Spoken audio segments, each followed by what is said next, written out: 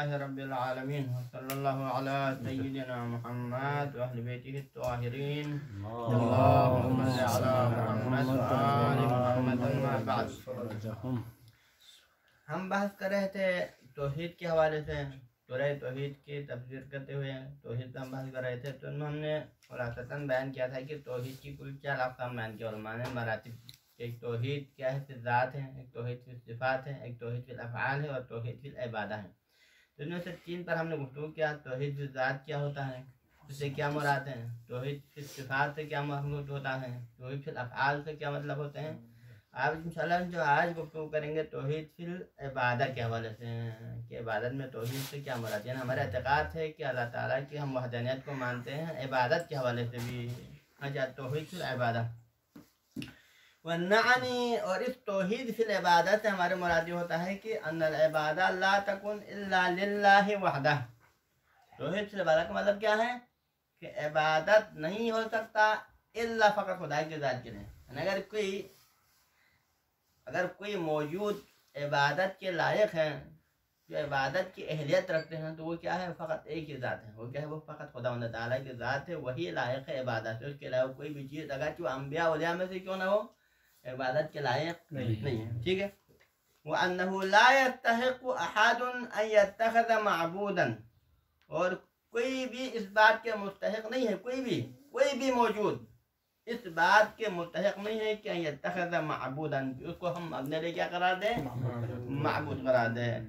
مہما بلغ من الکمال والجلال, اگرچہ وہ کمال و جلال کے جتنے درجے پر فائز ہو. جیسے کہ رسول اللہ صلی اللہ علیہ وسلم جو کہ مخلوقات میں, جو خدا کے مخلوقات میں سب سے افضل ترین اور اکمل ترین مخلوق ہیں, کمال کے اس درجے پر قاب قوسین ادنیٰ کے درجے پر آپ فائز ہیں, جلال و کمال کے اس مرتبے پہ فائز ہیں. ہاں جی, اس کے باوجود بھی ہم معبود قرار نہیں دے سکتے ہیں. وَهَذَا مِنَ الشَّرَفِ وَالْعُلَا, اور اگرچہ وہ شخصیت شرف اور بلندی کے ایک بہت بڑے مرتبے پر فائز ہوں. ہاں نے فائز ہونا, شرف اور بلندی کے عظیم مرتبے پر بھی کیوں فائز نہ ہو, تب بھی وہ لائق عبادت نہیں ہو سکتا, وہ معبود بنانے کے لائق نہیں ہو سکتا. بس معبود بنانے کا لائق کون ہو سکتا ہے, فقط وہی, یعنی واجب الوجود کی ذات ہے, خدا کی ذات ہے, وہی لائق معبود ہے کہ وہ معبود بنا دے. اب ہمارا سوال یہ ہے کہ یہ تو ہمارا دعویٰ ہے کہ عبادت کے لائق فقط خدا ہی ہے, خدا کی ذات ہے, وہی واجب الوجود ہے. اس کے علاوہ کوئی بھی شخص, کوئی بھی چیز, کوئی بھی مخلوق جو جتنے بلندی پر ہی کیوں نہ ہو, کمالات کے اعلیٰ درجے پر ہی کیوں نہ ہو, تب بھی لائق معبود نہیں ہے, لائق عبادت نہیں ہے, وہ معبود قرار نہیں دے سکتی. یہ تو دعویٰ ہے نا, لیکن ایسا کیوں, اس چیز کو وجہ تو سکتا ہوں کہ ہم دلیل سے, یہاں پر ہم نے ہمارے جو گفتگو ہے وہ ہم نے عقیدے کو دلیل کو رشینے میں ثابت کرنا. اب یہ عقیدہ ہے جس کے لیے بھی دلیل چاہیے, اس کو ہم نے دلیل کو رشینے میں ثابت کرنا ہے کہ خدا کے علاوہ دوسرا لائق عبادت نہیں ہے منفی طرف میں, اور لائق عبادت فقط خدا کی ذات ہے مثبت طرف میں. ہے جی. تو اب یہاں پر وذالک, اس کی وجہ, ذالک الوجہ فی ذالک, اس کی وجہ یہ ہے لأن الخضوع العبودی امام احد لا يجوز. یہ خضوع کی 2 قسم ہیں. ایک خضوع ویسے بھی خضوع ہو سکتا ہے, تواضع اور انکساری تو انسان کی صفات میں تو ہونا چاہیے, لیکن ایک ہوتا ہے خضوع عبادی, یعنی بعنوان عبادت کسی کے سامنے خضوع ہونا ہے, کسی کے سامنے جھکنا ہے. یہ لأن الخضوع العبادی امام احد لا يجوز, کسی کے سامنے, کسی بھی چیز کے شخص کے سامنے بعنوان عبادت جھکنا جائز نہیں ہے الا لأحد سبب. اگر خضوع عبادی ہو سکتا ہے تو 2 میں سے ایک سبب ہے. اگر عبادت کے عنوان سے کسی کے سامنے جھکتے ہیں تو پھر اس میں 2 میں سے ایک سبب ہے. ہم اس کے سامنے اس کو معبود قرار دیتے ہیں, تو پھر معبود کیوں قرار دیتے ہیں, 2 میں سے ایک سبب کی وجہ سے کسی کو معبود قرار دے سکتے ہیں. اور وہ 2 سبب لا يتوفران الا فی اللہ جل جلال, اور وہ دونوں سبب اگر ہم دیکھیں تو خدا کے علاوہ کسی دوسرے میں نہیں ہیں. وہ 2 سبب جس کی خاطر انسان بعنوان عبادت جھکتے ہیں, جس 2 صفت کی بنا پر انسان کو عبادت معبود قرار دے سکتے ہیں, وہ دونوں خاصیت اور وہ دونوں سبب فقط کس کے اندر ہے, فقط خدا کے ذات کے اندر ہیں, اور غیر اللہ کے اندر وہ صفات موجود نہیں ہے, اگرچہ وہ کتنے بلندی پر ہی کیوں نہ ہو. اب وہ کون سے 2 سبب ہے؟ سبب نمبر 1 ان یبلغ المعبود حدا من الکمال, تو پہلا سبب یہ ہے کہ وہ معبود جس کو آپ عبادت کے لائق قرار دے رہے ہیں، جس کے سامنے آپ بعنوان عبادت جھکنا چاہتے ہیں، وہ معبود یبلغ حدا من الکمال، وہ کمال کے اس مرتبے تک پہنچے، اس حد پر پہنچے لا یخلو معه عن ای عیب و نقص، کہ اس کے بعد پھر وہ ہر قسم کے عیب و نقص سے خالی ہو جائیں، کوئی عیب و نقص مسجد باقی نہیں رہے، بلکہ کمال کا وہ مرتبہ جس کے بعد مسجد کوئی مرتبہ نہ ہو، وہ معبود جس کی آپ عبادت کرنا چاہتے ہیں یا جس کے سامنے آپ جھکنا چاہتے ہیں، وہ کمال کے اس مرتبے اور درجے پہ فائز ہو کہ اس کے بعد کوئی مسجد کمال کا کوئی چیز باقی نہیں، کسی عیب اور نقص کا کوئی شبہ تک اس کے اندر باقی نہ رہے۔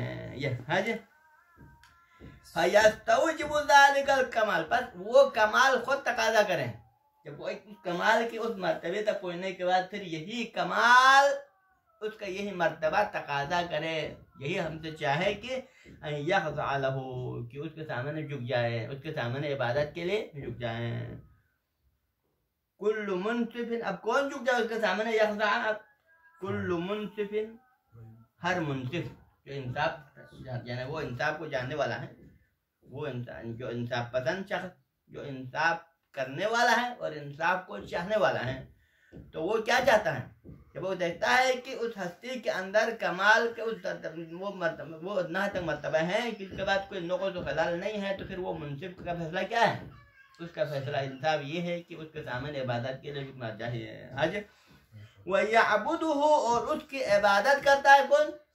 کل من یعرف قیمت ذلک الکمال، ہر وہ عاقل شخص جو اس کمال کی قدر و قیمت کو جانتا ہو۔ ہاں جی، جب انسان دیکھتا ہے کہ فلان ہستی کے اندر کمال ہے اور وہ کمال بھی اس درجے پر ہے جس کے بعد مزید کوئی عیب و نقص ممکن نہیں ہے، اور یہ بندہ اس کمال کی قدر و منزلت کو بھی جانتا ہے، تو پھر کیا کرے گا؟ وہ یقیناً وہ بندہ اسی کمال کی خاطر اس کے سامنے جھک جائے گا اور اس کو اپنے لیے کیا قرار دے گا؟ معبود قرار دے گا۔ یہ ہے سبب اول، سبب اول۔ ابھی دوسرا سبب انشاءاللہ بعد میں آ جائے گا۔ ہاں جی، وَنَعْنِي بِبُلُوغِ أَقْصَى دَرَجَاتِ الْكَمَالِ وَمَرَاتِبُهُ أَن يَتَحَلَّى، یہاں پر کمال کے آخری درجے تک فائز ہونا اور کمال کے آخری مرتبے پر فائز ہونے سے ہمارے مراد کیا ہے؟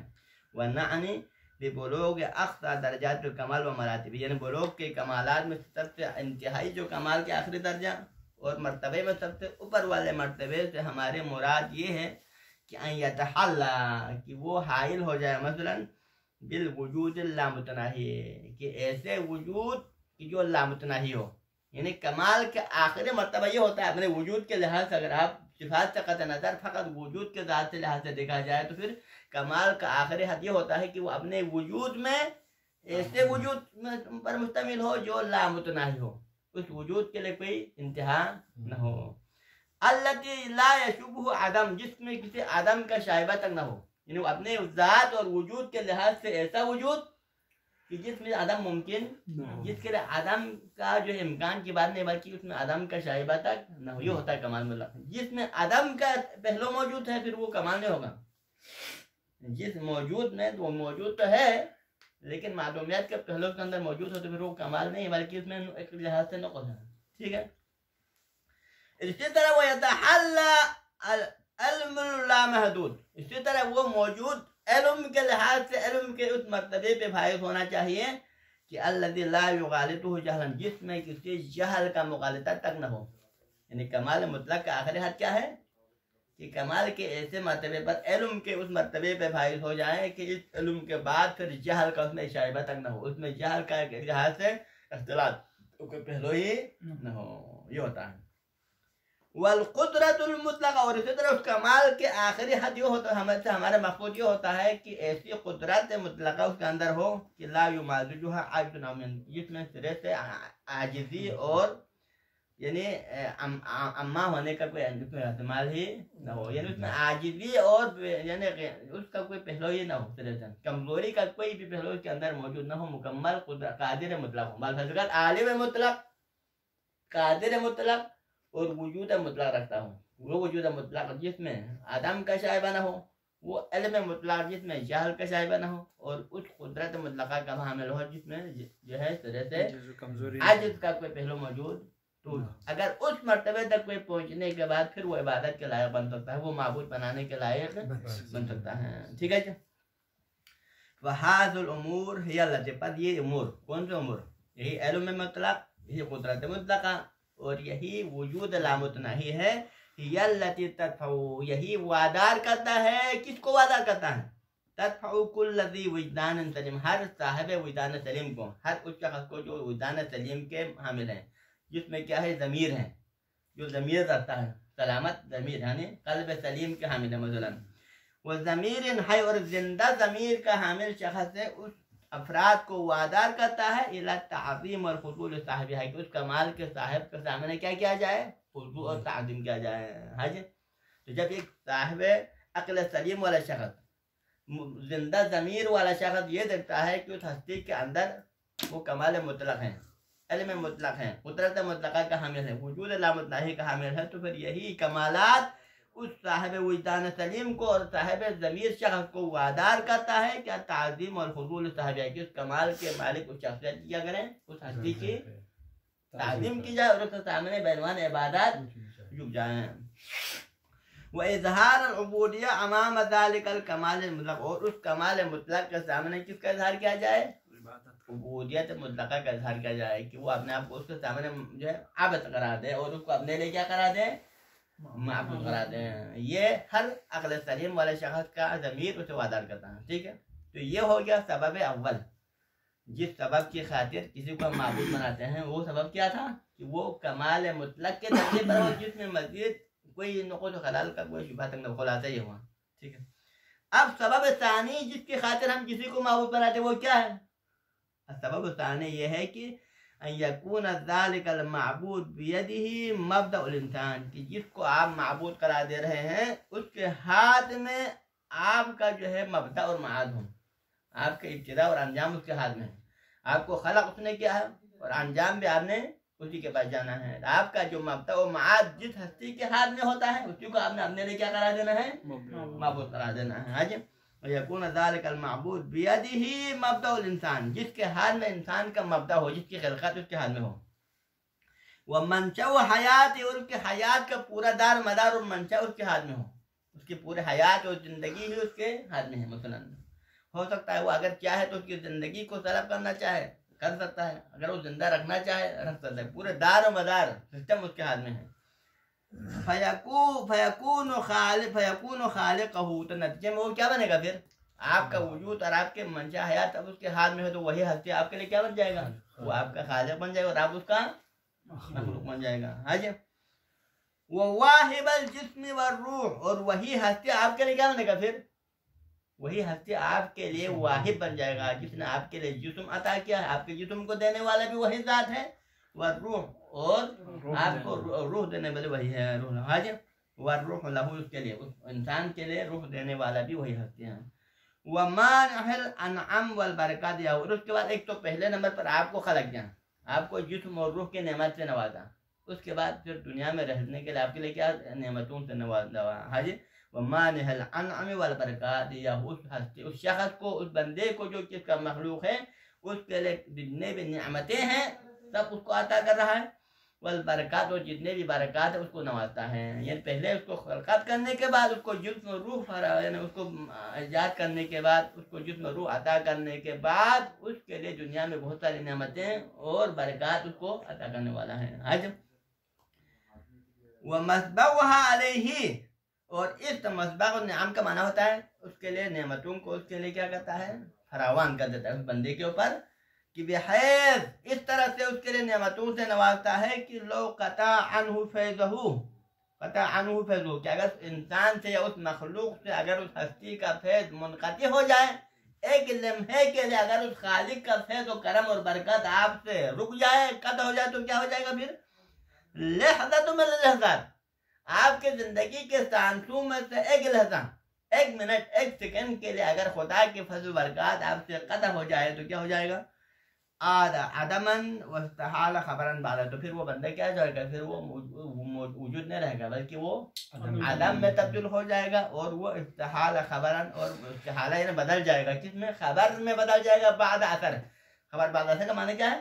پہلے آپ کو لوگ آپ کو یعنی ڈائریکٹ آمنے سامنے وجود سمجھتے تھے، لیکن اب لوگ آپ کی خبریں سنے گا، آپ نہیں رہے گا اثر بات خبر، یعنی آپ پہلے اثر تھا، آپ کا اثر نظر آ رہا تھا آپ کو اپنے سامنے، یعنی آگے چلتا پھرتا باتیں کر رہا تھا، لیکن ابھی ایک ہی لہجے میں وہ بندہ بھی وہ ماضی کا حصہ بن گیا. اب آپ کا جو خبر تو رہے گا لیکن اثر نہیں رہے گا. اگر یہ کب ہوگا؟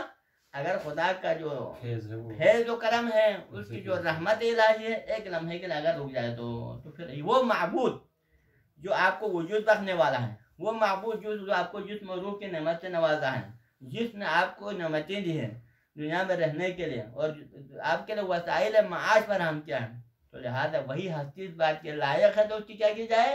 اس کی عبادت کی جائے، اس کو اپنے لیے معبود کرا دیا جائے. حج اب ہم دیکھتے ہیں کہ آیا یہ ملاک بھی خدا کے علاوہ کسی کے اندر ہے یا نہیں ہے؟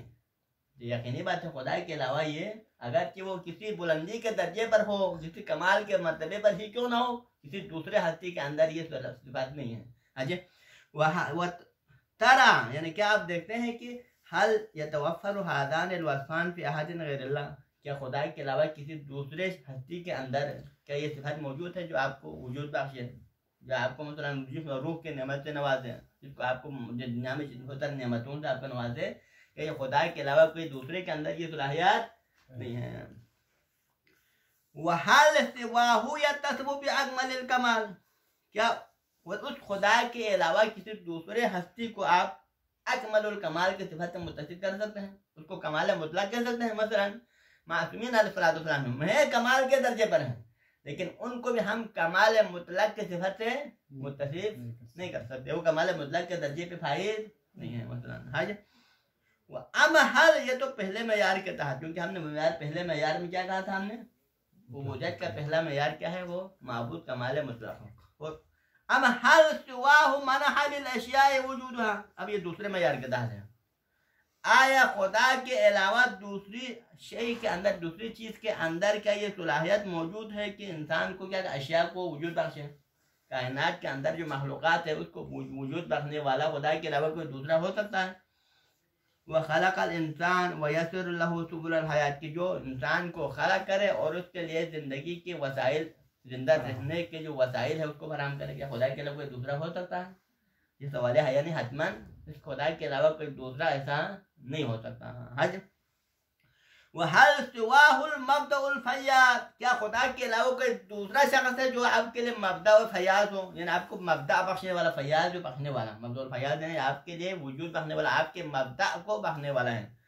الَّذِي لَوْ وَكَّلَ الْحَيَاةَ إِلَى ذَاتِهَا، کہ جو لو وکل الحیات الی ذاتہ ہے، کہ وہ شخص کہ اگر اس کی زندگی اسی کو دیا جائے، یعنی اس کو اپنے حال پہ چھوڑا جائے، وہ خدا جس کی زندگی اس شخص خدا کی ذات میں ہے، اگر وہ خدا اگر ہماری زندگی کو ایک لمحے کے لیے ہمارے حوالے کیا جائے، وہ ترک الانسان لنفسہ، اور انسان کو اپنے حال پر چھوڑا جائے، آنا من الانا، یعنی لمحات میں سے کوئی بھی ایک سیکنڈ کے اندر، کوئی بھی ایک لمحے کے اندر انسان کو اپنے حالت پہ چھوڑے تو کیا ہو جائے گا؟ سارت الحیات کا علم تکن، تو اس کی زندگی ایسا بن جائے گا کہ وہ سرے سے ہی نہیں تھا، کچھ بھی نہیں تھا، یعنی وہ گویا کل آدم بن جائے گا، وہ اس کا وجود گویا معدوم بن جائے گا. تو لہٰذا اگر ہم زندہ ہیں، ہم سانس لے رہے ہیں، اگر ہم صحت و سلامت ہیں تو کس کی برکت ہے؟ اس کے خالق حقیقی کے فیض و کرم کی برکت سے ہم زندہ ہیں. ٹھیک ہے نا؟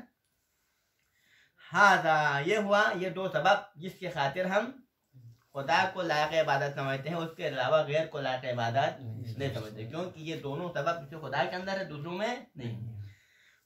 والجدیر بالذکر، اور قابل ذکر بات یہ ہے کہ ان عبادت الانبیاء والائمہ والاولیاء الصالحین، کی انبیاء کی عبادت، دیکھو ہم بھی خدا کی عبادت کرتے ہیں اور خدا کے انبیاء اولیاء اور صلحاء بھی خدا کی عبادت کرتے ہیں. عبادت میں فرق ہے نا، وہ کیوں خدا کی عبادت کرتے ہیں، ہم کیوں کرتے ہیں. ٹھیک ہے، فرماتے ہیں کہ ان عبادت الانبیاء والائمہ واولیاء الصالحین للہ سبحانہ، انبیاء، ائمہ اور اولیاء صالحین کا خدا کے سامنے خدا کی بندگی اور عبادت کرنے میں جو کیا وجہ کیا ہے، کون سے سبب برکار ہے؟ لم تکن الا کمال ذلک المعبود مطلق، وہ خدا کو کمال مطلق سمجھتے ہیں، نعمتیں دینے سے قطع نظر. اب وہ دوسرا پہلو یعنی ہم اللہ تعالیٰ کیونکہ ہمیں نعمت دیتا ہے تو شکر منعم ہمارے پاس ضروری ہے، اس نعمت کے شکریہ تعالیٰ موضوع ہے، لیکن انبیاء و اولیاء و صلحاء خدا کو اگر عبادت خدا کی عبادت کرتے ہیں، خدا کو معبود قرار دیتے ہیں، کس بنا پر ہے؟ وہ پہلے والی صورت کی بنا پر ہے، کیونکہ وہ خدا کو کیا سمجھتے ہیں؟ وہ خدا کی معرفت رکھتے ہیں، اور جب خدا کی معرفت رکھتے ہیں تو اس کو پتہ چل جاتا ہے کہ خدا کے اندر کمال مطلق کی صفت موجود ہے، وہ علم لامتناہی کا مالک ہے، وہ وجود لامتناہی کا مالک ہے، وہ قدرت لامتناہی کا مالک ہے۔ اس کمال مطلق کو درک کرنے کی وجہ سے وہ اللہ تعالیٰ کی عبادت کرتے ہیں، اللہ تعالیٰ کو اپنے لیے معبود قرار دیتے ہیں۔ حج تو لہذا ان عبادت الانبیاء والائمۃ والاولیاء الصالحین للہ سبحانہ لم تکن الا لکمال ذلک، اس کا معبود کے کمال کے درجے پہ فائز ہونے کی وجہ سے وہ اس کی عبادت کرتے ہیں۔ حج فہم لمعرفتہم الافضل، پس یہ ہستیاں انبیاء اولیاء و صلحاء، یہ ہستیاں اپنے افضل معرفت کی وجہ سے، خدا کو بہتر انداز میں جاننے کی وجہ سے، وہ اطلاعہم الاعمق علی عالم الغیب، اس عالم غیب کے حوالے سے گہرے حد تک اطلاع ہونے کی وجہ سے، گہرائی کے حد تک معرفت رکھتے ہیں، گہرائی میں جا کر اللہ تعالیٰ کی معرفت وہ کر سکتے ہیں، تو اس وجہ سے کیا کہتے ہیں؟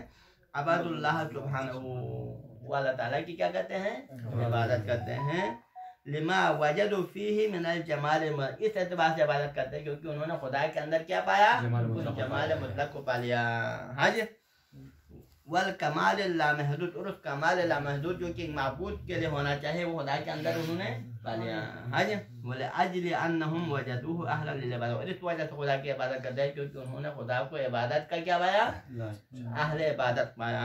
حج اس وجہ سے مومن صلی اللہ علیہ وسلم کو وہ جملہ چاہتے ہیں کہ پروردگار ہم آپ کی عبادت کرتے ہیں تو نہ جنت کی شوق سے عبادت کرتے ہیں نہ جہنم کے خوف سے، بلکہ آپ کو وجدتک اہلا للعبادۃ ہے نا، آپ کو عبادت کا اہل پایا تو ہم آپ کی عبادت کرتے ہیں، لیکن کسی طمع اور کسی نعمت کے لالچ میں، کسی نعمت کے خوف سے عبادت نہیں کرتے ہیں۔ حج والتعدیث والخضوع والتعظیم، تو لہذا انہوں نے خدا کو اہل عبادت قرار، وَأَنَّهُمْ وَجَدُوهُ أَهْلًا لِلْعِبَادَةِ، خدا کو اہل عبادت پایا، وَأَهْلًا لِلتَّقْدِيسِ وَالْخُضُوعِ، خدا کو تقدیس اور خضوع کا اہل پایا، والتعظیم، اور خدا کو تعظیم کا اہل پایا، تو فَعَبَدُوهُ وَقَدَّسُوهُ، تو لہذا انہوں نے خدا کی عبادت کی اور خدا کو اس کی تقدیس جل کی، وَخَضَعُوا لَهُ عَظَمُوا، اور خدا کے سامنے خضوع اور عظمت کا اظہار کیا۔ یہ کیوں ہے؟ اس کمال مطلق کو درک کرنے کی وجہ سے۔ یہاں رکھ لیں، ٹھیک ہے جی۔ صلی اللہ علی سیدنا محمد وعلی بیتہ الطاہرین۔